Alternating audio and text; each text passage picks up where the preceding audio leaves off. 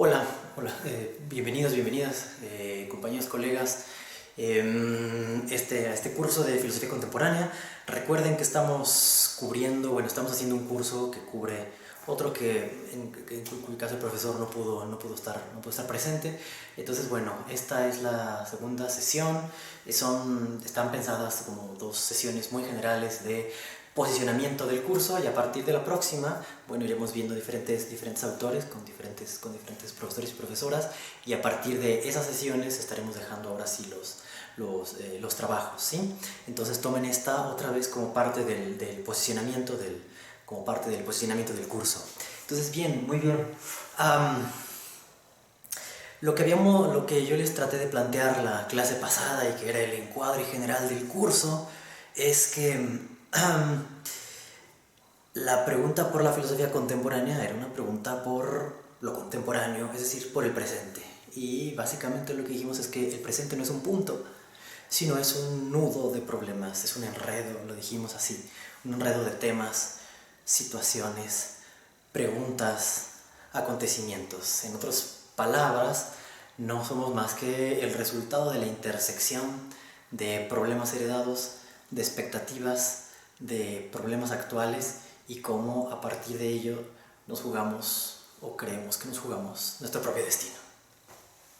Entonces, lo que yo les quisiera contar es, ahora es, en términos generales, lo que yo percibo de la situación de la filosofía contemporánea en una de sus vertientes más importantes.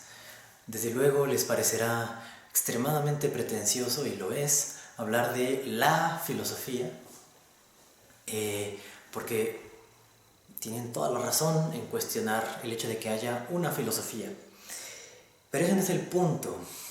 El punto en realidad es que desde el idealismo alemán, particularmente Kant, no solo, pero particularmente Kant, y de manera muy clara y decidida en todo el idealismo alemán, los autores Fichte, Schelling, Hegel, la filosofía es filosofía de la filosofía. Es decir, no estamos simplemente discutiendo posiciones empiristas, idealistas, realistas, realismo fuerte, realismo débil. Miren, todo ese tipo de posiciones, desde luego que las podemos ver en la filosofía profesional, pero la filosofía, digamos, en sentido eminente, es filosofía de la filosofía. Es decir, no es filosofía que critica otra filosofía, sino es una filosofía que se asume respecto a todas las filosofías precedentes a las cuales tiene acceso. Me explico. Tomen, por ejemplo, textos brutales como La fenomenología del espíritu de Hegel. No es una filosofía sobre cómo conocemos, o no es una filosofía sobre qué es la justicia. No, es una filosofía sobre todo eso al mismo tiempo, pero repasando la propia historia de la filosofía y reconfigurando y reconcatenando todo el saber que tenía disponible Hegel en ese momento para presentar un gran argumento. Entonces, cuando hablamos de la filosofía, no estoy hablando de que haya una única filosofía, desde luego, simplemente estoy hablando de un gesto filosófico por excelencia, moderno, y del siglo, particularmente del siglo XIX, que es hacer filosofía de las filosofías. Es decir, hacer filosofía sobre la historia de la filosofía. No recuerdo quién, es una pena, pero no recuerdo quién dice que la lengua franca de la filosofía es su historia. ¿Qué significa esto? El lenguaje en el que nos entendemos, filósofos y filósofas, no es el tema, ¿no? Porque uno puede tomar un tema, el tema que le dé la gana, pero lo que lo hace relevante y lo que lo conecta con la filosofía como un haber del pensamiento es la referencia a una historia común, complicada, enrevesada, injusta, como ustedes quieran, pero a final de cuentas una historia común, ¿sí? Entonces, hacer filosofía de la filosofía es siempre insertar las discusiones que uno tiene, no solamente en la inmediatez de un problema, o en la inmediatez de tu época, o en la inmediatez de lo que se te demanda, digamos, como ciudadano, ciudadana, o como estudiante, sí, sino al mismo tiempo y en la misma medida es responder a algo sobre el fondo de la trama filosófica que nos precede. Entonces, por eso les quería esa es una clarificación importante sobre, no solamente sobre lo que les estoy hablando y lo que les propongo, sino además también sobre lo que yo considero que debe ser la filosofía. Y es una filosofía reflexiva, es decir, una filosofía de la filosofía, una filosofía que tiene por contenido no temas y problemas, sino a la propia filosofía a partir de los cuales emergen sus problemas. Y les doy un ejemplo. Marx no dice que la pobreza sea un problema. La pobreza no es un problema filosófico. La pobreza es un problema económico. ¿Sí? ¿Cuándo se vuelve un problema filosófico? Bueno, cuando resulta que la pobreza entra en un discurso sobre cómo debe de ser, cómo debe distribuirse la propiedad, por ejemplo. La propiedad privada. Y ustedes pueden cuestionar, pueden tomar algún otro, no es, aunque sí lo defiendo, no es el punto aquí.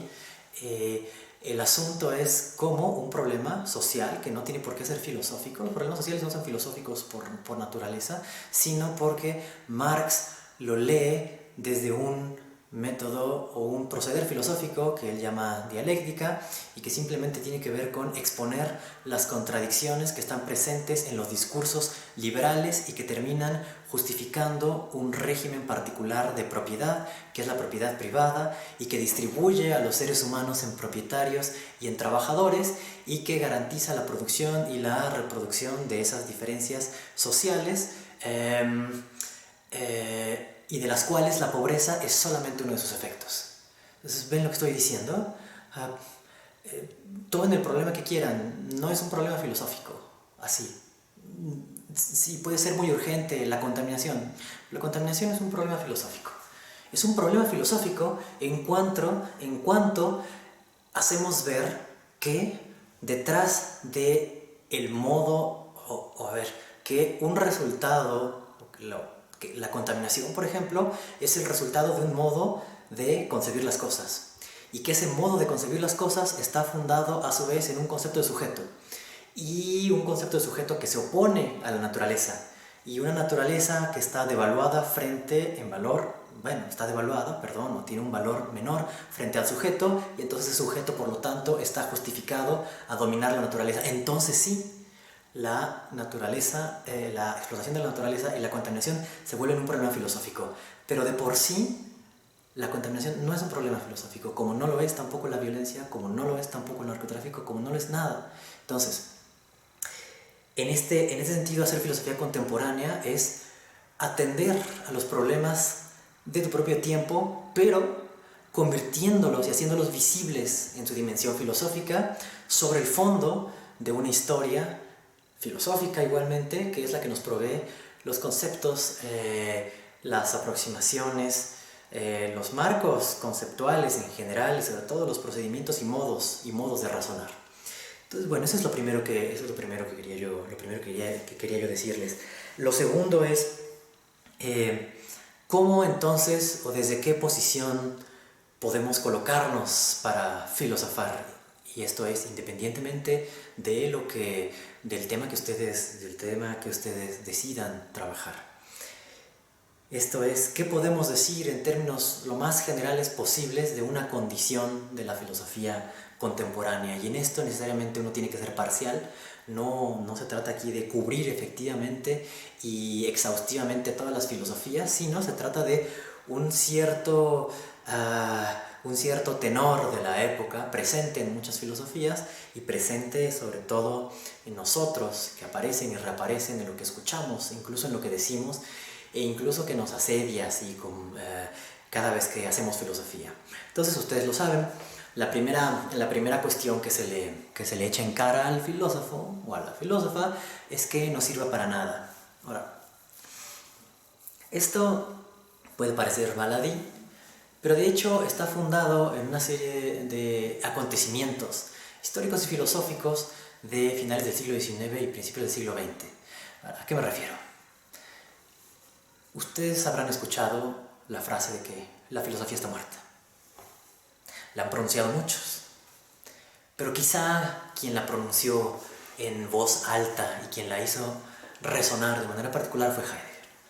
Hay un texto, un ensayo que se llama así, El final de la filosofía y la tarea del pensamiento. Das Ende der Philosophie und die Aufgabe des Denkens.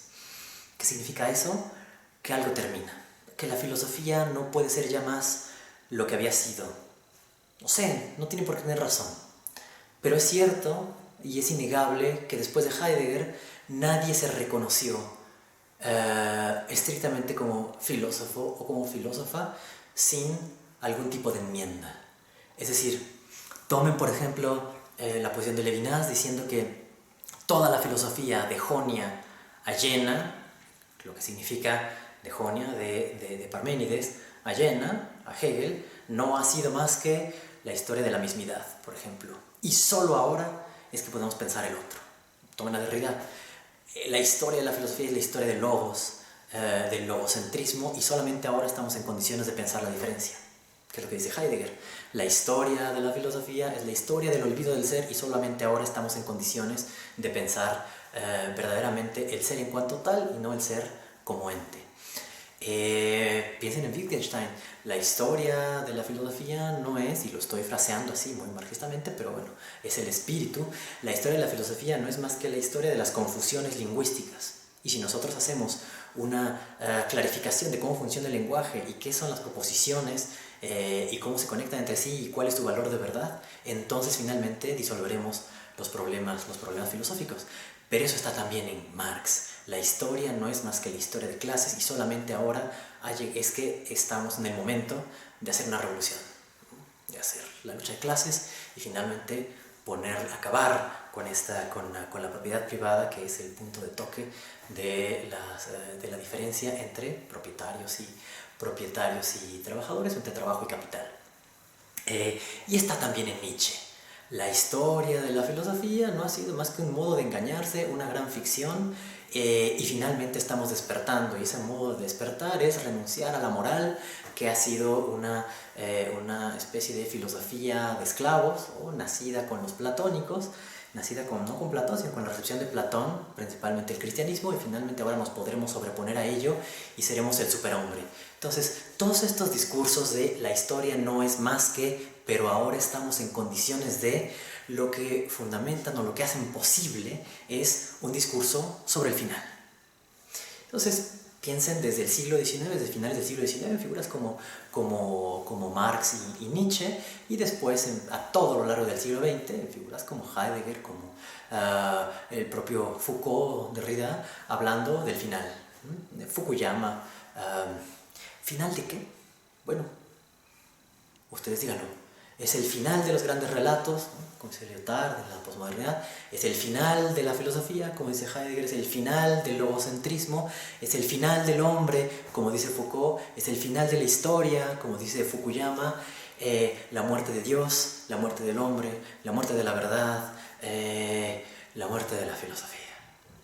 Entonces, si ustedes consideran todo esto en conjunto, podrán detectar el hecho de que finales del siglo XIX y buena parte del siglo XX es la época del final. Es la época de la muerte y es la época también de la promesa de la renovación.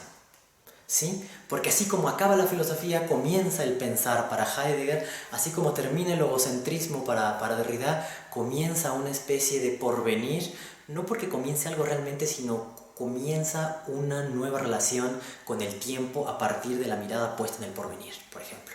O en el caso de Levinas, puesta en el otro. En el caso de Nietzsche, una existencia sobrepuesta a las crueldades de la vida, etc. ¿Sí? Entonces, el primer punto que nosotros deberíamos considerar y que nosotros deberíamos sopesar cuando hacemos filosofía contemporánea es cómo nos colocamos nosotros frente a esta época del final. Y en este tenor, me parece que uno de los puntos de inflexión en la filosofía contemporánea es Badiou, Alain Badiou, un francés contemporáneo nuestro, siglo XX, activo, formado en los años 60, particularmente activo en el 68, en el mayo francés. Ustedes recuerdan, el 68 es un año en el que están activamente políticamente activos los estudiantes en Alemania, en Francia,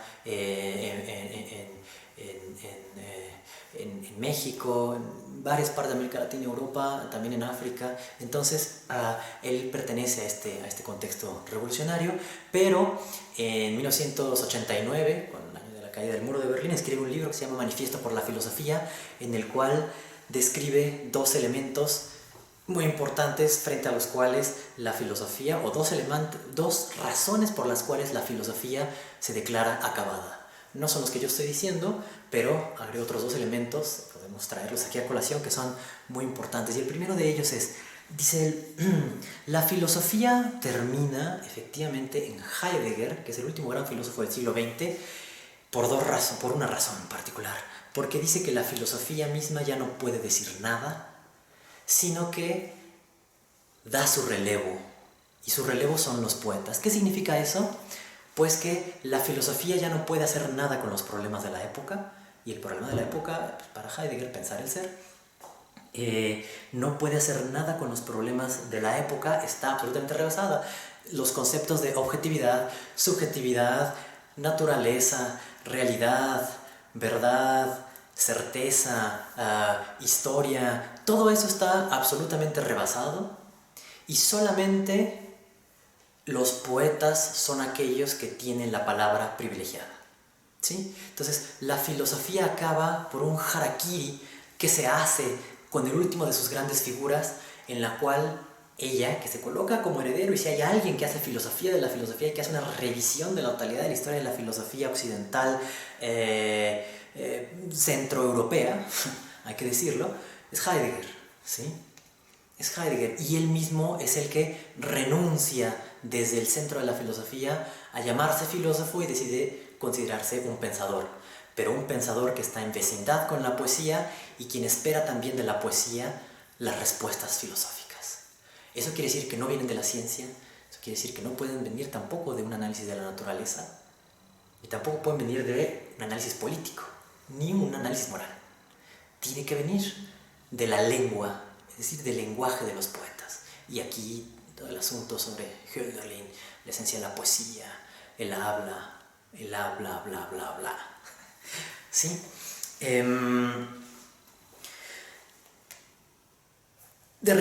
Derrida, otro de los pensadores del siglo XX, y sí, me estoy concentrando en muchos pensadores llamados continentales, ahora diré algo sobre la filosofía llamada analítica. Derrida también dice, yo no hago filosofía, yo escribo en los márgenes de la filosofía, es decir, estoy entre la filosofía y algo más, en algo distinto que se anuncia. Pero si ustedes lo ven, todos los grandes pensadores del siglo XX, de alguna forma u otra, hacen filosofía próxima al arte, hacen filosofía del arte o hacen filosofía como un modo de arte, o colocan al arte, a la escritura, a la literatura en particular, por el giro lingüístico, en el punto más alto, en el pináculo de lo que puede ser pensado. Entonces tenemos esta idea del final de la filosofía a partir de los propios filósofos que dicen renunciar y ponerse en manos de la poesía o la literatura o el arte en general. El segundo punto que menciona Badiou y que es importante es el propio Heidegger también, sí, también se lo podemos adscribir a Heidegger. El propio Heidegger realiza o pone en funcionamiento o moviliza, si lo quieren ver así, un argumento histórico trascendental en el cual pretendería explicar todo lo que empíricamente ha pasado en el mundo a partir de su historia del ser.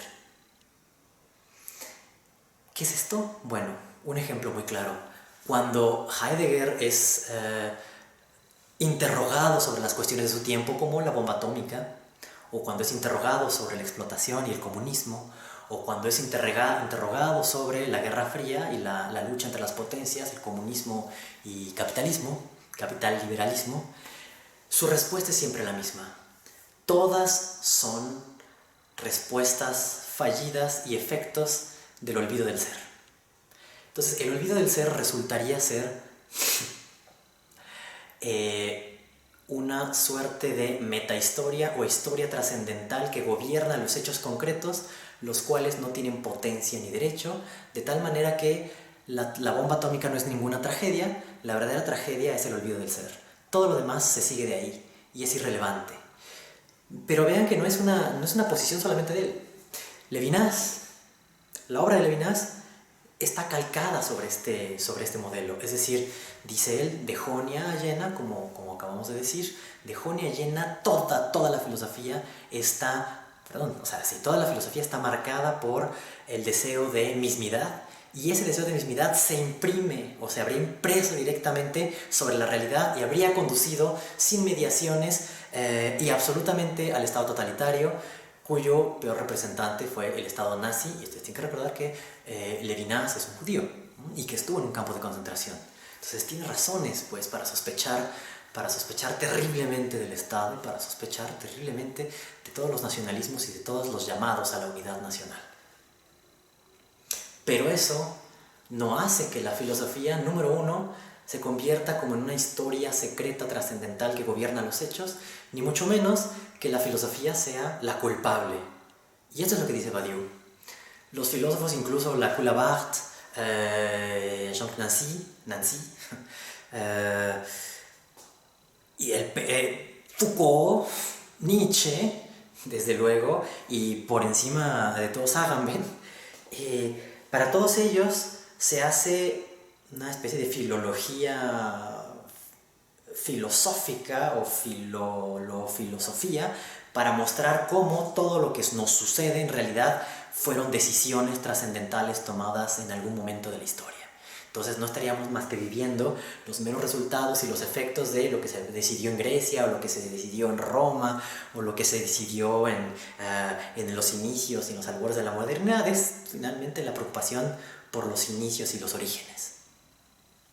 Pero dice Badiou, con toda razón, no hay ninguna razón de fondo ni de peso para sostener el juicio de que si uno se compromete con una posición trascendental de la historia, esta debe aplicarse a rajatabla sobre los hechos.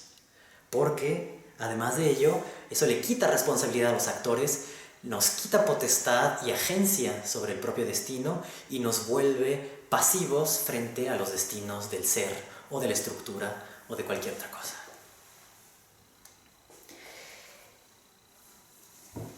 Entonces, ¿cómo nos posicionamos nosotros también respecto a la supuesta culpabilidad de la filosofía en el nazismo, en los estados totalitarios, en el capitalismo, la tecnología o la técnica, si les gusta así un nombre más rimbombante? ¿Cómo se posicionan ustedes en ese respecto? Un tercer elemento, no sé si tercero, no sé si vamos en tres, ¿sí?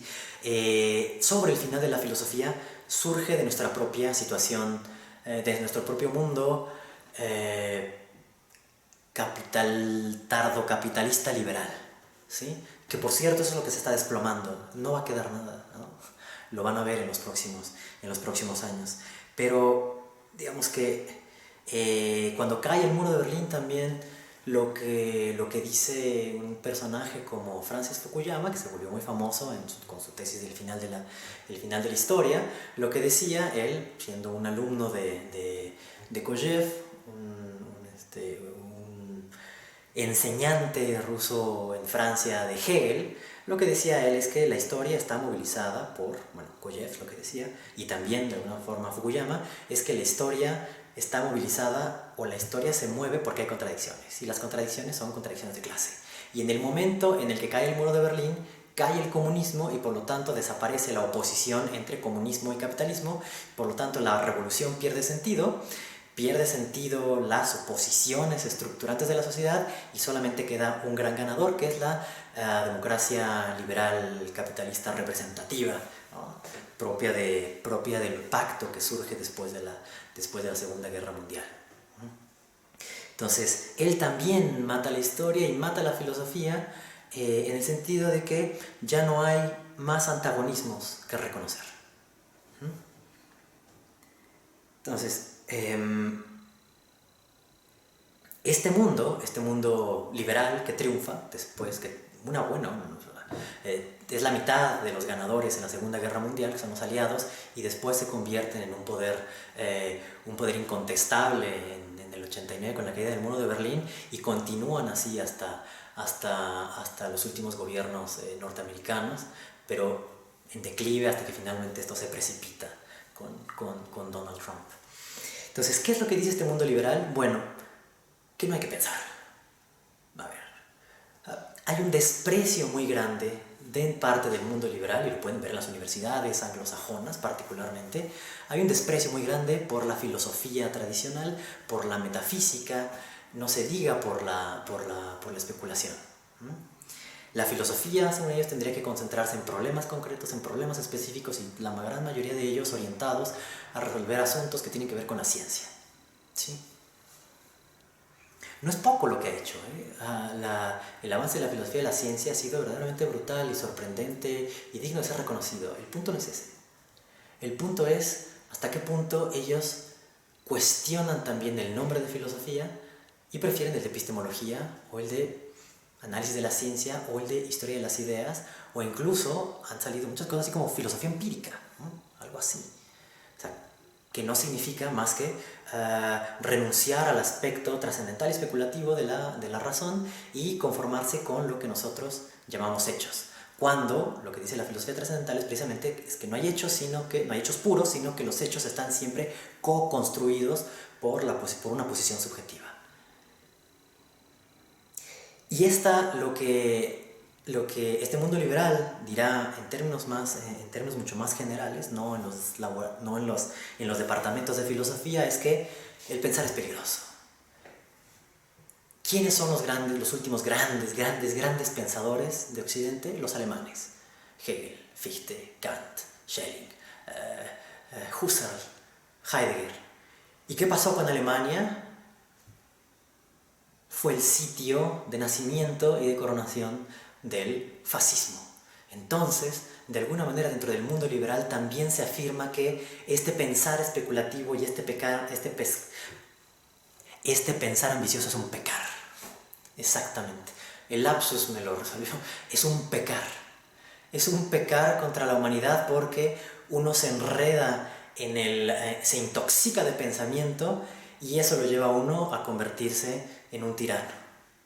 Por lo tanto, habría que leer, si uno quiere, a Hegel, pero en términos más bien como de teoría de conocimiento, y quitarle todas esas partes extrañas que tienen que ver con el espíritu absoluto, o que tienen que ver con lo dialéctico, o que tienen que ver con la aceptación de las contradicciones verdaderas, ¿no? Quitarle todo lo indigesto y lo peligroso y tratarlo de una forma un tanto descafeinada, como alguien que nos trata de explicar qué significa dar razones, ¿no? Algo así.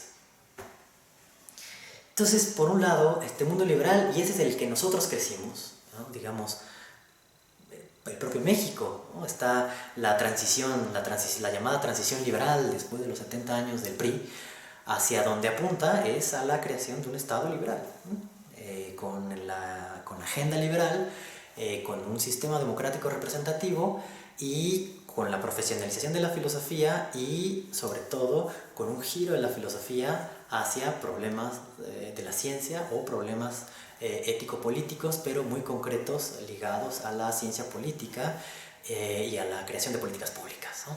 Todo este mundo en realidad apunta a que no necesitamos grandes teorías, lo que necesitamos son teorías de rango medio o teorías de rango bajo para explicar fenómenos concretos e inmediatos, pero nada que tenga que ver con la totalidad, porque esa es muy peligrosa. Pero, y esta es una de las contradicciones también en las que nosotros estamos sometidos, bueno, más bien, este es el fuego cruzado en el cual nosotros estamos como practicantes de filosofía, y es que si por un lado se nos dice que pensar puede ser muy peligroso, mira Alemania, por el otro lado se nos dice pensar es inútil.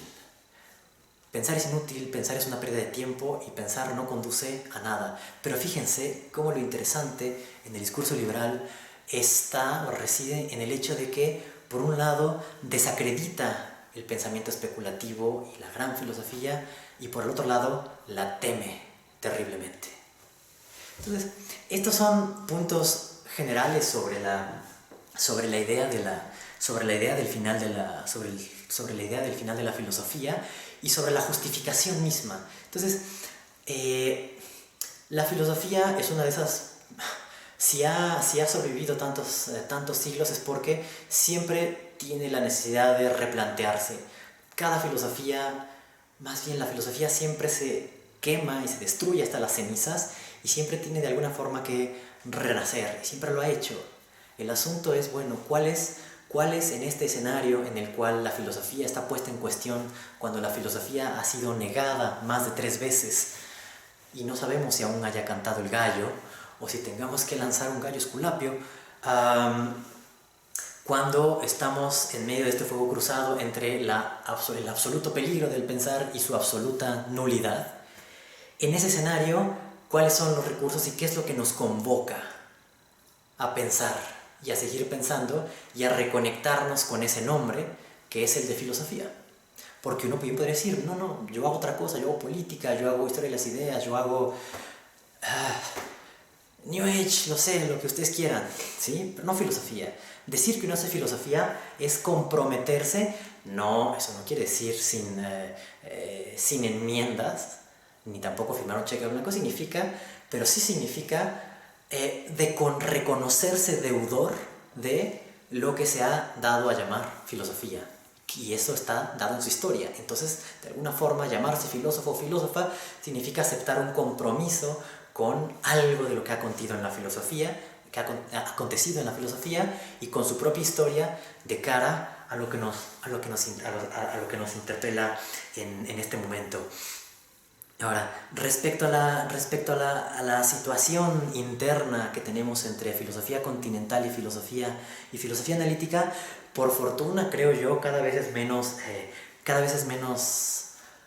clara la distinción, pero lo importante no es tanto la distinción o cómo la gente logra combinar elementos de una u otra, sino lo que hay detrás de cada una de esas posiciones. Entonces, me parece muy claro, del lado de la filosofía continental hay un privilegio de la subjetividad en contra de la ciencia.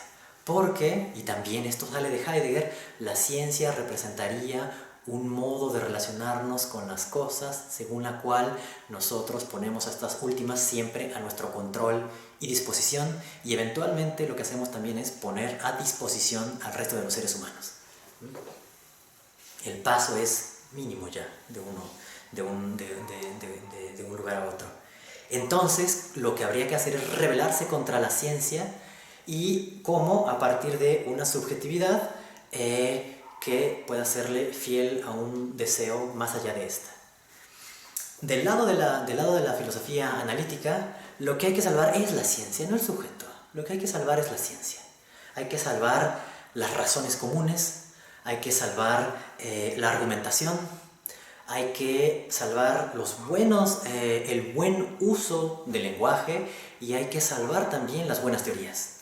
Eso quiere decir que lo que hay que salvar a toda costa es la cientificidad del discurso, y sin importar cuál es la posición nuestra, subjetiva, de nuestro deseo y de lo que nos interesa, que sea nuestra vida, nuestra existencia colectiva y nuestra existencia como humanidad, sino simplemente abrazar de una forma relativamente acrítica un cierto principio de racionalidad, que, repito, no está dispuesto a cuestionar la racionalidad en general, sino a cuestionar ejemplos de racionalidad para compararlos y decidir cuál es el más convincente, ¿sí?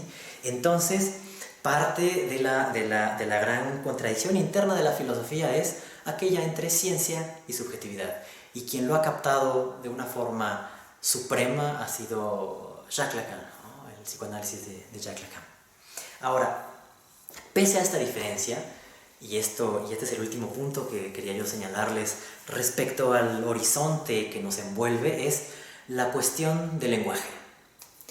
Por razones aparentemente distintas, les digo, una para salvar la subjetividad y la relación muy íntima que tiene la subjetividad con el lenguaje, por un lado, y por el otro, para salvar la cientificidad del lenguaje, el siglo XX bien puede ser marcado por un giro lingüístico. Si ustedes si reflexionan sobre la filosofía analítica, bueno, a partir de Frege, particularmente, con esta idea de una lengua pura que pueda representar sin errores la lengua natural, o más bien, cómo podemos pasar de un lenguaje natural a un metalenguaje que no tenga los problemas de ambigüedad propios de la lengua natural. Y eso tiene que ver con la definición de los conceptos, y la definición de los conceptos tiene que ver con la claridad y distinción respecto a los predicados que nosotros asignamos a los sujetos de un enunciado, ¿no? Es decir, nosotros debemos poder siempre decidir con toda claridad si un elemento pertenece o no a un conjunto, porque cumple o no con una propiedad. A partir de ahí, bueno, está también el proyecto de Russell de, otra vez, siguiendo también en la vena de Frege, formular los problemas filosóficos en el lenguaje de la lógica, de tal manera que disolvamos todos los pseudoproblemas. Y en esto Wittgenstein, el primer Wittgenstein, el del Tractatus, y también el segundo, el de las investigaciones filosóficas, pero sobre todo el primer Wittgenstein tiene esta misma idea de que la filosofía es un conjunto de falsos problemas porque usamos la lengua sin saberla, o usamos el lenguaje, mejor, para ser más estrictos, sin saber cómo es que esto significa, cómo es que se relaciona con la verdad, y entonces producimos muchos malentendidos con problemas que no son problemas, con cuestiones que no son inteligibles. Y recuerden lo que dice también finalmente con corolario, de lo que no se puede hablar es mejor callar. Porque Wittgenstein está diciendo, sí, hay otras cosas, la ética, hay otras cosas como la ética, pero de esa no se habla, ¿sí? De esa no se hace análisis de lenguaje porque esa está en otro sitio. Y a partir de ahí la tradición que pasa y llega también a Davidson, a Quine, a Putnam, que son las discusiones sobre ontologías fundadas en el lenguaje, sentido y referencia, la validez interna de una proposición, o sea, validez externa, los compromisos ontológicos que yo genero cuando abordo un lenguaje, cuando estoy hablando al interior de una teoría, por ejemplo. O después la ampliación o la exploración de las lógicas modales, y después las lógicas no clásicas. Todo eso tiene que ver con una relación muy particular de la filosofía con el lenguaje, porque parecería que hay un montón de falsos problemas. Hay muchos pseudo problemas, muchas confusiones y cosas que se dicen que no tienen sentido, y que si uno aplica la lógica, el sano sentido común, y aplica buenos argumentos, entonces podremos librarnos de los sofistas, de los escépticos, de los mentirosos y sobre todo de los fake news. El problema es que no es tan simple, ¿no? Y ahí tenemos el otro lado. Hablamos de la tradición analítica con todas sus diferencias, pero si pasamos ahora a la tradición continental, bueno, pues tenemos el gran giro lingüístico comenzado por Herder y Humboldt, Hamann, Herder y Humboldt, pero sobre todo Hamann y Humboldt en el siglo XIX, en el cual migran toda la filosofía kantiana al lenguaje. Es decir, el a priori no es nuestra inteligencia, es el lenguaje. La síntesis entre sensibilidad y entendimiento no la hace la subjetividad, sino la hace el lenguaje. Y el lenguaje remite a los pueblos, remite a sus tradiciones, remite a particularidades más que al espíritu universal en el cual está pensada la filosofía kantiana. Después de ahí, bueno, tienen desde luego a Nietzsche, en el cual lo que existe no es la verdad en el sentido clásico, sino interpretaciones, y por lo tanto es un juego lingüístico. En el caso de Heidegger, está clarísimo el giro lingüístico que se ejecuta en su filosofía, en la cual no solamente el lenguaje es la casa del ser, sino que además es el logos entendido como habla, como Rede, el lugar de manifestación de la verdad. Entonces, por lo tanto, la lengua es el modo en el cual las cosas advienen, llegan a la presencia, se desocultan. Y después tienen, por supuesto, todo el movimiento estructuralista y postestructuralista, que incluye a Deleuze, a Derrida, a Foucault, a Lacan, en los cuales, bueno, en contra de lo que dicen ciertos representantes de la tradición anglosajona o de la filosofía analítica, es no, el lenguaje es mucho más complicado de lo que creemos, porque no es cierto que hay una sola capa, y no es cierto que el lenguaje solamente es denotativo o que solamente es argumentativo, sino que hay toda una dimensión que, por cierto, también los analíticos exploran, particularmente con Austin, que es la parte performativa. Pero lo que hará una tradición como la postestructuralista es mostrar qué tan enrevesadas son las relaciones entre el decir y el querer decir y lo dicho y la interpretación. Entonces, pero, y este es el punto al que quería llegar y con el que quería concluir, si ustedes lo ven, finalmente se trata de análisis del lenguaje, crítica del lenguaje, o análisis del lenguaje, o juego del lenguaje, pero siempre finalmente dentro del humus del lenguaje, porque lo que se asume es que no hay nada más allá del lenguaje que pudiera ser conocido o sobre lo cual valdría la pena hablar o pensar. Y lo que esto, y hacia donde esto deriva, bueno, es hasta estas dos posiciones, ¿no? Por un lado, si la lengua es tan complicada, pues no nos queda más que debatirnos y batirnos en ella, para salvar una especie de subjetividad heroica que está concernida por su existencia, ¿no? Y del otro lado de la filosofía analítica es, bueno, en este enredo del lenguaje tratemos de aclarar qué es lo que queremos decir, cuáles son las frases que tienen sentido, qué es la verdad, cómo decidimos la verdad de las oraciones, y si es cierto que es complicado, tratemos de estratificarla y tratemos de mostrar que si en última instancia hay diferentes juegos de lenguaje, de todos modos al interior de cada juego de lenguaje hay reglas que tenemos que seguir y que nos salvan de alguna forma del caos. Pero les repito, en los dos, sea que queramos salvar la ciencia, la claridad y la racionalidad, o sea que querramos salvar la subjetividad deseante, el horizonte es la filosofía del lenguaje. Entonces, lo que nos toca a nosotros preguntarnos en un curso de filosofía contemporánea y con filósofos y filósofas contemporáneas es cómo nos posicionamos también nosotros frente al giro lingüístico y frente al lenguaje. Ahora, para resumir, si dos de los rasgos principales de los que hablé son el final de la filosofía y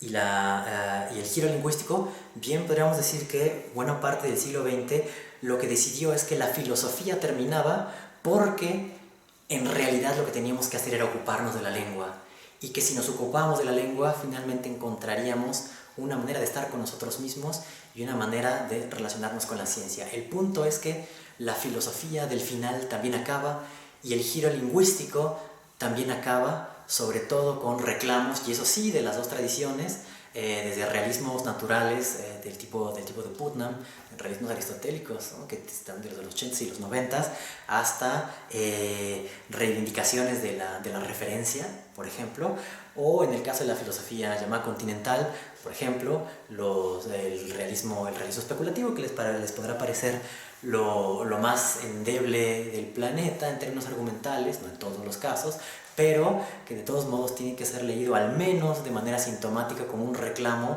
de los derechos respecto a los derechos de lo real, de la objetividad y de la naturaleza.